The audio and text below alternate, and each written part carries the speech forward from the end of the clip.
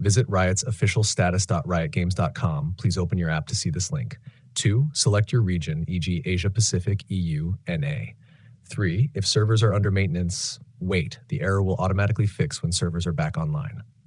Challenge error 2. Restart the Riot client and Vanguard 1. Press Ctrl-Shift-S key. Open Task Manager. 2. End all Riot and VGC Vanguard processes. 3. Reopen Valorant as administrator. 4. If the issue persists, restart your PC. 3. Manually restart VGC service.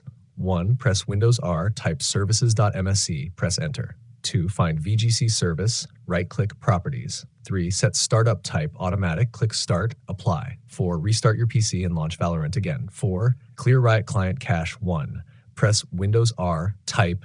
You can see the code in our conversation history. 2. Delete the Riot client and Valorant cache folders. 3. Restart your PC, relaunch Riot client. 5. Flush DNS and reset network. 1. Open command prompt min and run these commands one by one. You can see the code in our conversation history. 2. Restart your PC and try again. 6.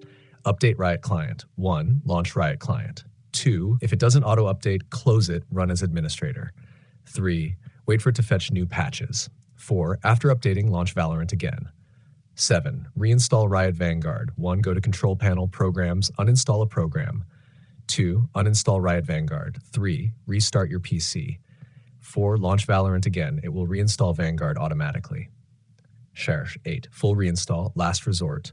If nothing works, 1. Uninstall Valorant and Riot Vanguard completely. 2. Delete residual files in. You can see the code in our conversation history. 3. Restart PC. Reinstall the latest version from playvalorant.com. Please open your app to see this link. StashChat extra tip. If you're using a VPN or proxy, disable it before launching Valorant. Riot's anti-cheat blocks unstable connections.